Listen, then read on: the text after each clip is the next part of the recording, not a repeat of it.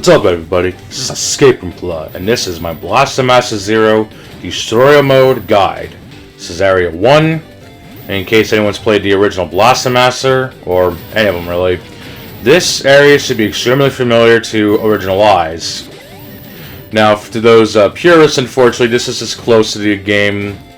This is as close to the game as you will get in terms of actually reimagining old assets, because from here on out, it at least tries to be something different, which I can appreciate, unlike Sonic Mania.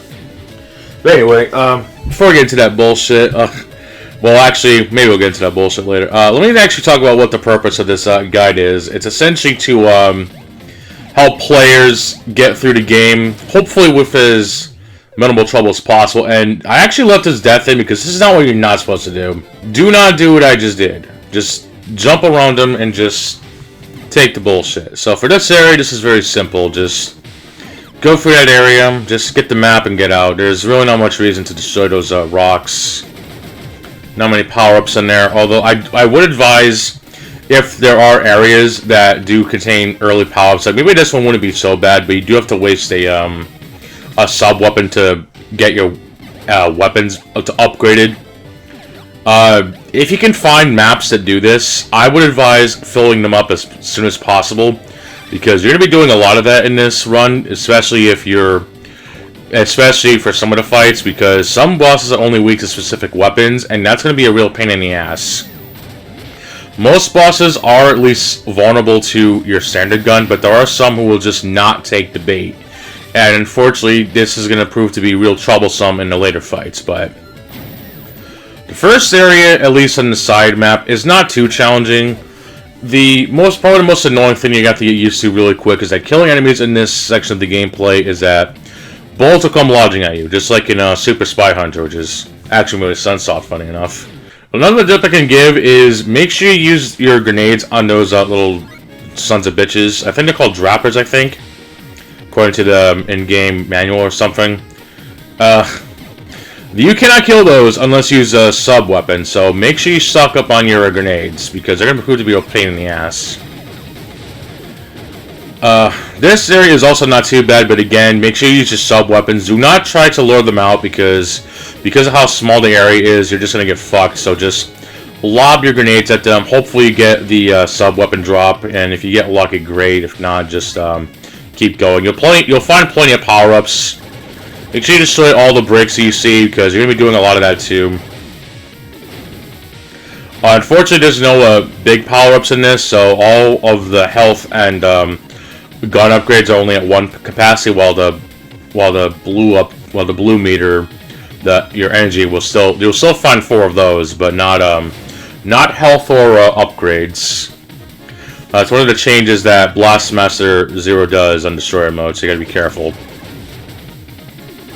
Most of these dungeons speak for themselves, really, unless there's like a specific strategy they have to use, but we're actually going to talk a little bit more about what the boss is and how I would approach it, because I actually have a lot of talk about that, so unfortunately I won't have a lot of time to talk about other stuff, so.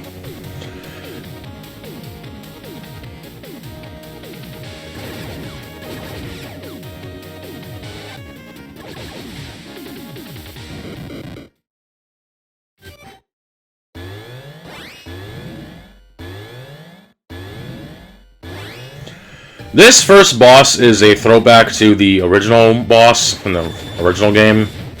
But here's how you want to handle this boss, okay? This boss does one of two things. It will either surround itself with little creatures, or it will lob bunch them. You want to make sure the boss surrounds itself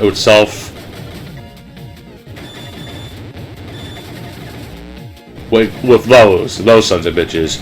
Now, you don't want to destroy them all, because your time to shoot will not be as open, and it'll just go right into their next attack. But if you space yourself carefully, you shouldn't be hurt too much by the little mother brains, or as it's called in the Japanese version, Chlamlamito. I think that's how you say it. I don't know. It's as you can see, the boss just goes right to the next phase. So try to at least one of those alive, so that the boss will just try to run into you. Doesn't really do a very good job at it, unfortunately. I still get hit though, but it's again, since you have little iframes, you're not going to be able to survive very long, so don't stick around inside that brain. Now, when this boss does this move, try to dodge it, or if you have to waste your grenades, you can use them, but you know, you definitely want to try to save those because, again, you're not gonna they're only your real main method of attacking until you get the turret and other sub weapons. I am playing this on keyboard, so don't expect a lot of rapid fire. Although there are some fights I do recommend if you can, because this game is just insane on fucking destroyer mode. So that area is done. That is the boss you need to beat in order to gain access to area 2, just like in the original game. But since this game also requires you to beat every boss and get all the upgrades to get the best ending, we're gonna have to go for that too. Even though you could technically do a minimalist run, but you still skip out on not getting the actual ending, since the unlimited mode, essentially you have all the stuff, and in order to get all the stuff, you have to fight all the bosses. So, unfortunately, no boss is optional in this, unless if you want to get the good ending. Unlike in the sequel, where you could technically do that, except for certain circumstances where you get to trigger a hard mode of a fight or some bullshit. But in this game, you have to beat everybody. So challenge runs are kind of hard in this one, unless you limit yourself or just not actually collect the reward from the boss. But then, what the hell fucking fun is that? I mean, you beat the boss, so get the reward, right? Another thing to note with this mode is that you don't get any health upgrades, so you have 8 hits throughout, and that kind of sucks, but you can use these gray pickups to essentially completely fill up your life. Now, I unfortunately died while doing this, so I was a little nervous, like, oh shit, if I die, I gotta do this all bullshit all over again. So, I try to play it a little safe. I try to despawn them, which actually works. I don't blow them up or anything, but they despawned. Those turrets can be assholes. They were also in the original game. They were not very pretty. Their placement can be surprisingly trolly, and of course you got hit right in the face, so yeah, don't want that to happen to you. This one's, I won't say it's as bad, and I think this actually might be another decent one, because yeah, you got a nice convenient pickup for what is it, ammo, or not ammo, excuse me, gun upgrades. So if you find yourself struggling, I would just suggest farming that one. It'll take at least 8 runs depending on how many upgrades you have, but it'll be worth it. Now, unfortunately, only adults decide to not bother with that, but I would suggest killing it if you can. If not, then we'll take the hit. Now, this boss is probably one of the worst bosses in destroy mode in the early game, because this boss, oh my god, it is so fucking boring. Now, the premise of this is that you have to shoot these 3 drap trappers, as they're called. Now, as you see, I'm going to speed this up. This fight takes about 6 minutes. This entire fight takes 6 minutes, and there's nothing challenging about it. Hell, I think the only thing we really should get hit is that if the fucking the Purple Drapper just happens to move in a random pattern. The purple is the most random because they can come from any of the holes. It always comes to the center, but then it takes a different path. So that one is actually the most dangerous. What I usually like to do is back away from it, so if it does move up, I usually avoid it, and it does work. But since all 3 of these bosses share a life bar, you know, it's kind of hard to focus on killing the other 2 because their patterns are just... I mean, it's not the most annoying pattern in the world, but it's just... They move so fast, and in destroyer mode, it's just... You barely have any guns that are worth using against them. I think they're like each to certain guns, I think. The wiki should tell you what guns they're weak to, but even if you decide to use their weaknesses, which is not really weaknesses, it's just vulnerable to another type of gun, but even so, this fight is still fucking long as hell. It's probably one of the worst fights that'll definitely leave a bad taste in a player's mouth, and like, this is what Destroy Mode's gonna be like, and I can certainly say Destroy Mode is not as bad as this, but this is probably one of the worst bosses in Destroyer mode. I want to say it's the most difficult, but it's just one of the worst because you're just limited by how well you can fight, since you have no real method of damaging this boss. Now, of course, you could of course just shoot the mines because you're supposed to leave power. So the problem is that their fucking drop rates are crap. So I actually think I ran out. Or something. It's like, why waste my time shooting the mines and they barely drop anything? I think I got 1 pickup of sub-weapon, which isn't enough. It does good damage, yes, but it's just... This fight is terrible. It's not even hard. It's only hard if you, like, don't shoot the mines and they explode and they leave explosions and all that, but it's just, this fight is just... I cannot stress enough how fucking awful this fight is. Like, this is like... There are definitely worse bosses than this, but for Area 1 especially, this just leaves a bad taste in players' mouths. It's like... It's like, holy shit. I mean, yeah, I'm getting a lot of health, but this fucker doesn't even damage you. It's like... Again, the only one that can actually be a threat is the purple one, because its pattern can be random, but... the green one goes vertical, and the orange one goes horizontal, and its pattern can be a little random, because it either goes left or right, or in the top, middle, or bottom. It can go in any of the holes. It's not really consistent. Just have to get lucky, I guess, because it just does what it wants. But yeah, this boss is just... God, this boss is fucking terrible. It's absolutely fucking terrible. But anyway, once you endure this bullshit, you will pretty much win. Like I said, this boss takes 6 minutes. Imagine doing that for 6 minutes. It's just not fun. It's not even close to being hard. It's just nonsense. Because you don't do anything. It's just random bullshit. And you do at least get a health restore for all that. But since you can just retry anyway, it's not really worth it. But because bosses in the story mode have their placement of weapons altered for most of them, mainly the optional bosses, those are the ones that have the most different locations. Like, I don't think you get the homing missiles until Area 5, and even then, you're pretty much already done with the game, but it still does make quite the difference when defeating certain enemies, especially in the later areas where they're pretty much a necessary. They're very necessary if you want to get past them. The water and all that, it's not that great, but it is really the only area in the game that you really have to do swimming like this, as far as I can tell, besides, of course, Area 5 of its swimming stuff. So this is another optional boss, which I take because, you know, it's cool. This one is a little more elaborate, but it's not that hard. It's just standard for... Oh, by the way, the enemy's bullets will now go through walls, unlike Destroyer mode, so you got to be careful. It's actually put to be extremely troublesome later. Of course, I go the wrong way because I'm adult, so just go where the Drappers are and you'll be fine.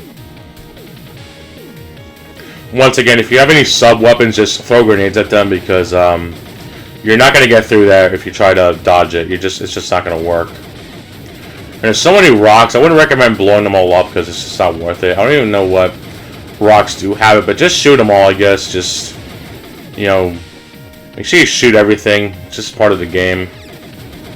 Might be another design based on the original, but it's, by the way, I will not be going through the optional dungeons that don't have bosses, that are a complete waste of time, unless they actually have a purpose, in which... I actually have to do this later on, because I actually ran out of upgrades before I fight a boss. An optional one, nonetheless, and because you take damage like a bitch in this, and only one weapon is actually useful against them, I essentially have to upgrade my weapons so that I can take more damage, so I can use my weapons so long, because in this game you get hit and you lose a weapon upgrade, just like in most classic games, even including the original, but this game is obnoxious as fuck about it. So you actually have varied weapons, like especially level 7, the flamethrower, which is very useful in the ice world, but if you get hit twice and you're pretty much fucked. So it's not exactly pretty, but I should probably talk about this boss. This game likes to throw at least one enemy raid in at least one of these worlds, or areas I like to call it.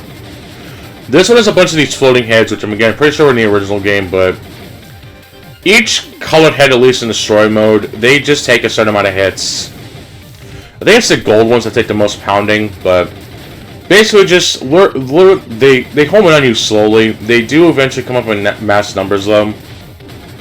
If you have to use sub-weapons, do it, but I save them until the very end, because I actually died to this because I was careless. And I didn't have enough, I didn't do enough damage to kill them, so I pretty much traded blows and I ended up dying because of it, so...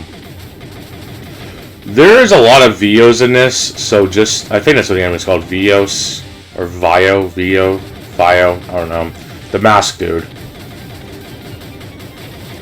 So just fire away. There's really not much strategy you can really give, honestly. Just maybe like lure them to one of the corners so that they can't go go through walls, so use that to your advantage. I think you can shoot through them, I think, with one of the weapons, but again, since most enemies are weak or are resistant to most weapons, I usually use I'll try to use the center gun for some of these, unless there's like a specific boss. It's just a pain in the ass if you leave it alive for too long. But I'm going to try to use the basic gun unless it is absolutely necessary. When the heads start getting mixed up, that's when you're kind of being for a world of hurt because again, each head has a different amount of health, and you don't want to. You do not want to be cornered by this, especially on enemies in destroy mode, since they'll drain all your health very quickly. So you definitely don't want to do that. I believe this is actually the final phase when you see the gold heads appear during this. So I said, fuck, use the sub-weapons to take care of them, and I did. They have a lot of health, so yeah, I would not recommend this. So just shoot them. Maybe use a sub-weapon, collect their goodies. It's very worth getting. And that is the end of Area 1. This area is not that hard, I would say. Like, maybe Drap Trapper is probably the worst of this because, again, it just takes so long. I mean, it's not, like, difficult, but it just takes a while, and it's not very favorable. But this area is essentially a testing ground for how well you do in this, especially if you can get past Drap Trappers. If you can get past Drap Trappers, you'll probably be able to handle Destroy mode, I guess, because this game is not very friendly if you're playing. This game is not very friendly to people who played this game before, because Destroy mode, holy shit, it's a great mode. I think it adds a lot of replay value, but I don't really like it, honestly. I don't really like it that much, but when there's probably some downtime, I'll explain why I don't like it. But for right now, I hope you enjoyed this guide. I'm not very good at making these, I'm sorry, but I hope I can give some advice to those wanting some strategies on how to beat this. And, well, I thank you for watching. Next area is Area 2, the residential area. Stay tuned.